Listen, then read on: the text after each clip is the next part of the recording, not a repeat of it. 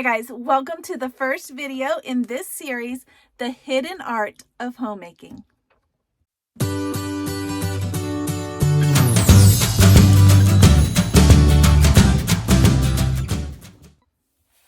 All right guys, welcome back. I'm Laura Wilkie with Down Home with Lemon Pie, and I am excited that you guys are joining me for this series. This is our next book study or book club book. I've called it my highlighter book in the past, and it is by Edith Schaefer, The Hidden Art of Homemaking. If you haven't already grabbed this book, I do recommend that you get it in addition to watching and listening to these videos, because there's so much I'm not going to be able to cover. I'm not going to be able to go word for word, and there's so much in this book. So let's get started. This is video 1, and the author of this book is Edith Schaefer. Before I get started on the book itself, I wanted to do kind of an introduction as to who is Edith Schaefer, because I didn't know before I did some research, so I'm guessing maybe others don't know as well. So this is The Hidden Art of Homemaking. It was written in 1971 and by Edith Schaefer. She is a Christian author and the co-founder, I'm probably going to butcher it, of L'Abri, which is a Christian organization that would host guests. And there are, it was in Switzerland, and they created that, her and her husband, and there's many others that have sprung up since that one. But the one they originally founded was in Switzerland, and it was a place basically where, like a community that would welcome people who were seeking intellectually honest and culturally informed answers to questions that they had about God and the meaning of life. Okay, this was back in so this book was written in the 70s, so this would have probably been in the 60s, and kind of that Christian feel, but also that kind of 60s movement that was going on. That's what it kind of sounds like to me as I was reading and researching. She is the wife of Francis Schaefer, the mother of Frank, and then they had 3 other children. So 4 kiddos total.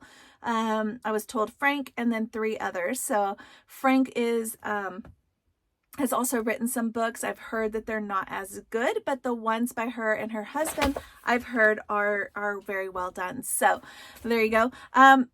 Okay, so let's backtrack a little bit to 1948. She was sent to Switzerland by the Independent Board for Presbyterian Foreign Missions.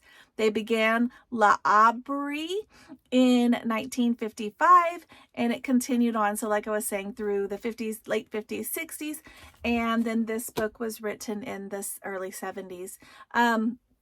It was kind of like a school, like a place where people would go when they were seeking information, like a school, like a university, and just kind of hang out and talk through things that they wanted to know more about.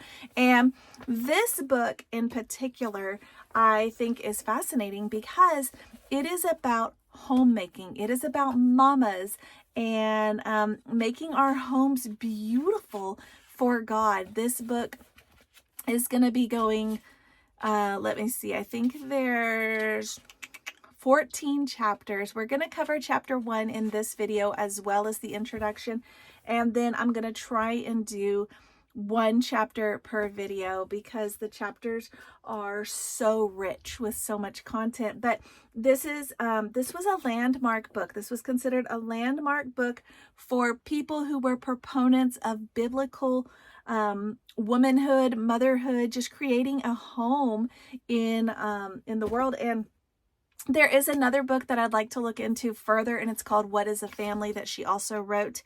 And in the year 2000, she was listed as one of the women who changed the 20th century. So quite an honor. And there's a picture of her here. You can see with her spouse. And it's just really interesting. From the back of the book, I'll read to you guys. She says, this is a quote, "I would define hidden art as the art found in the ordinary areas of everyday life. Each person has, I believe, some talent which is unfulfilled in some hidden area of his being, a talent which could be expressed and developed. That is how Edith Schaefer defines her theme in this fascinating and unusual book, The Hidden Art of Homemaking. The Hidden Art of Homemaking will appeal immediately to anyone who believes that the place in which we live needs to be a center of meaningful living and personal enrichment. Edith Schaefer is the widow of the late Christian philosopher Francis Schaeffer. Her first book, L'Abri, tells the story of the remarkable Christian community in the Swiss Alps. That would probably be a fascinating read as well. Mrs. Schaeffer is also co-author with her husband of a family group study of the Gospel of Luke entitled Everybody Can Know, and The Hidden Art of Homemaking. Oh, it just tells us who illustrated it. You don't need to know all of that, but it is fabulously illustrated. Like, look at this. So, but it is illustrated. I'll just tell you, it is illustrated by a member of their L'Abri community. So kind of that, you don't see these things, I feel like, mixed very often, especially in today's world, but and we're going to talk about this actually in chapter 1, but you don't really see I don't even know how to phrase it correctly, but the Christian world mixed with like the art world. And so this is kind of a fascinating book because of that, because it does bring those two things together, and chapter 1 explains it all very well. So let's dive into chapter 1. It is the first artist. I'm assuming you can all figure out who that she is referring to. And she says, art satisfies and fulfills something in the person. These are just some things that I highlighted, I found particularly interesting. One area of art inspires another area of art, but also one person's expression of art stimulates another person and brings about growth in understanding, sensitivity, and appreciation. But one's art is never perfect. The only artist who is perfect in all forms of creativity, as we all know, is God. And she gives a quote here from Colossians, "For by him were all things created that are in heaven and that are in earth, visible and invisible." It's interesting. She starts talking about some things that God has created, some different kinds of plants and flowers and things. And she says, God's art communicates with us. Psalm 19, "The heavens declare the glory of God, and the firmament showeth his handiwork. Day unto day uttereth speech, and night unto night showeth knowledge. There is no speech nor language where their voice is not heard. Their line is gone out through all the earth, and their words to the end of the world." Yeah, I just think it's really fascinating because you don't normally think about that. Like, you don't normally think about God as being an artist when you see art. And like I was saying, in today's world, you don't normally see artists who are considered Christians because there's usually like that divide. If you're an artist, you must not be a Christian. And this chapter, it goes so well into that subject, and I really love it. It says, they communicate, this is talking about things God created, they communicate the wonder of who he is and what was in his mind as he created. The heavens declare his glory. They continue to declare his glory. And it's interesting because that's so true. There's so many things when you just look around you and when you think about them being created by someone. They were literally created by a creator. Plants, animals, us, just all these things. Even when you think about like the stars, even they were all created by a creator. So literally created like an artist. And it has here, Paul wrote in the epistle to the Romans something that quotes David vividly. She says, "But I say, have they not heard? Yes, verily, their sound went into all the earth, and their words unto the end of the world, their words to the end of the world." So she's talking here about the different kinds of art that there are in our world.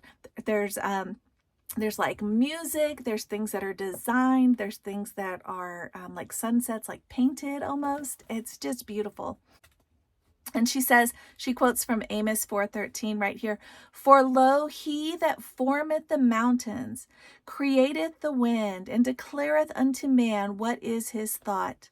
that maketh the morning darkness and treadeth upon the high places of the earth. The Lord, the God of hosts, is his name. So many things here in this one verse alone. He formed the mountains, the first sculptor. God was the first sculptor. He created the wind. I love this analogy she puts here with this. She goes into talking about, she says, think of the mobiles of God, like a mobile or something you might have hanging outside that just blows in the wind. And she says, the movement of the birch's trees, their delicate branches, the sensitive leaves twinkling and twisting, fluttering in a breeze, or clouds drifting slowly across a clear sky, or scudding in swift movement as shapes change. God's mobiles. God's mobiles. That's crazy to think about, but it is so, it's good. It's good. So, the light show, you've got people who are artists. They create light shows. Maybe they're fireworks shows, or maybe they're for an event. And she talks about God was the first one with light shows. And she talks about the moon and the stars and the sun coming up and the sunset. It's just beautiful. God created not only the sound, but he created ears to hear the sound. And we talk about music. You talk about music artists and the music, music and art. It's all throughout the Bible. But for some reason, I think because of the way a lot of art has been, I don't even know what the correct language would be here. Maybe taken advantage of or abused almost. And it has gone in the wrong direction. And the beauty of a lot of art has lost its beauty because a lot of people see the evilness that people are creating with their art. And she does get to this. I'm kind of getting ahead of myself here, but she says, going back to the music, God makes it clear through the ages that there is only one way of being among these people, of being in his family. But he is the same artist whose workmanship we have lived with our whole lives and enjoyed. We have all enjoyed beautiful days, beautiful sunny days, walks in flowers, all of these things. And it's just interesting, God was the original artist who created it all. And I love the next section because it talks about the Garden of Eden. And, it's spring. It's time for us to start planting gardens. That's what we do as humans. And she talks about what a fantastic garden it must have been. I mean, seriously, you have access to every single thing. And it's easy for us to think, okay, God just could create a beautiful garden however he wanted, but I missed this, and you may have too. But it actually tells us that the blending of colors and groupings of different heights were planted by God, not just created by him, but planted by him.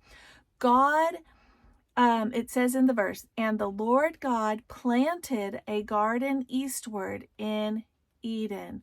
God deemed it important to make a beautiful garden, artistic to the highest degree, taking what he had already made and arranging it as an artist would take his paintings or his pieces of sculptures and group them for an exhibition, or a musician would arrange his music selections. God arranged a garden. It's just interesting to think about. And, you're thinking, what does this have to do with homemaking? And so much, because we are to do the same thing. We are to make our homes a beautiful representation. We are to create a beauty and loveliness in the places we live and for our families and those that we love. It says, God has all the marks of personality, thinking and acting and feeling. It tells us in the Bible, it says, because man was created in the image of a creator, man was created so that he might create. It's not a waste of time to create art. It's not. If we feel like it is. We feel like there's so many other things on our list to do.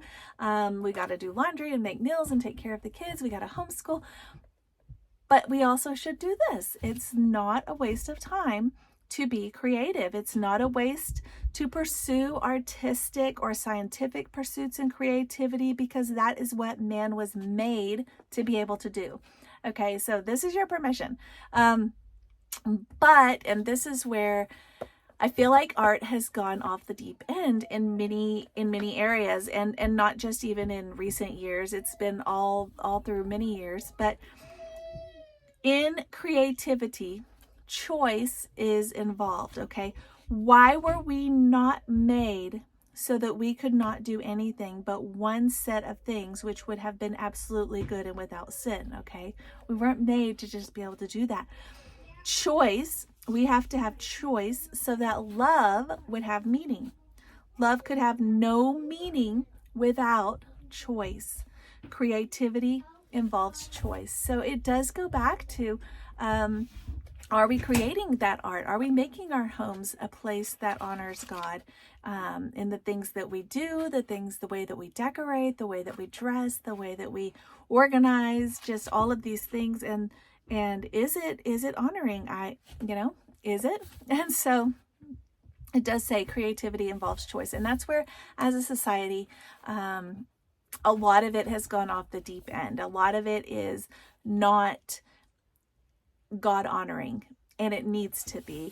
And that is where a lot of Christians, I think, have gone, okay, well, all art is bad and all art is not good, because there's so much that is not God honoring. And it's hard to associate with art and artists if there's so much that goes against what we believe.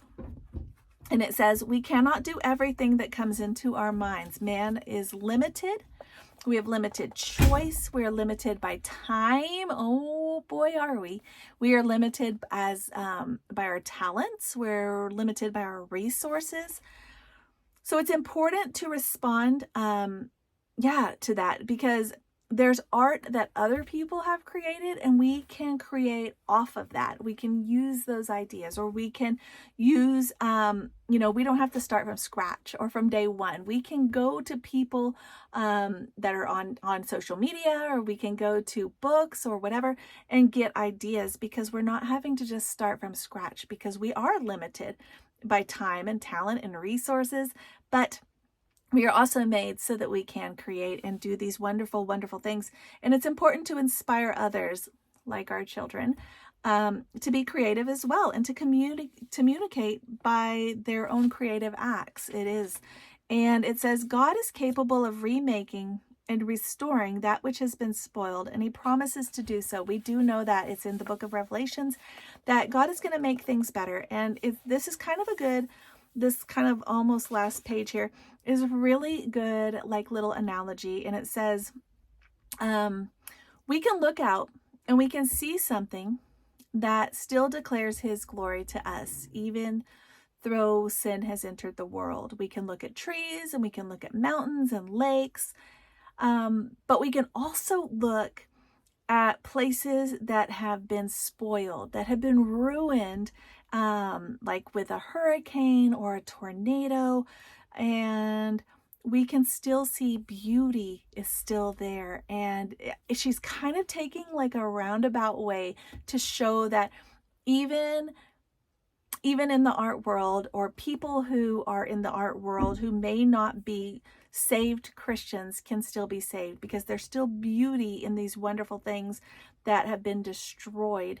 And even if they're creating art that has been destroyed, or as far as not honoring God our Father, that it's not like, oh, all art is bad, we can't like have any art or whatever.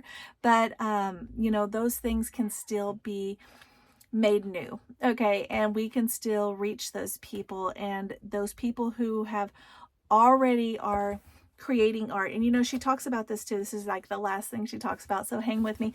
But she says, she actually says it better than I do, but she says, are we to be less creative than those who do not know that the Creator made them in his image, and who have no contact with him? that is so good, because if the only people creating art in our world are people who are not saved Christians, people who do not know our Savior, but the one who saved, who created them, we're not even creating art. The ones that have been saved, the ones that do know our Savior, we aren't even creating art, and we're the ones that were created to do that. And it says, it seems to me that the marks of personality, love, communication, moral sensitivity, which are meant to sharpen as we are returning to communication with God, should lead to an increased rather than a decreased creativity. The Christian should have more vividly expressed creativity in his daily life and have more creative freedom, as well as the possibility of a continuing development in creative activities. It's just very interesting. It's the hidden art. It's the hidden art of homemaking. We as homemakers should be creating beautiful homemaking spaces for our families and for ourselves. And then each chapter kind of goes into these different areas. So I will go through all of those with you guys. If you hang with me, we're going to go chapter by chapter, and chapter 2 will be next week. It is What is Hidden Art? And then we're going to dive in at chapter 3, really dive in. So we'll probably do chapter 2 and 3 actually next week, because chapter 2 is really short. And then we'll probably dive right into chapter 3, which is music, and it's going to be beautiful. So thank you guys for joining me for this first video in the hidden art of homemaking. I hope you are enjoying it, and I hope you stay with me. Like I said, there are 14 chapters total, so we'll have around probably 12-ish videos, so look for those. I'll put them all in a playlist so you can find them again later. But thanks for watching, guys, and I will see you next time.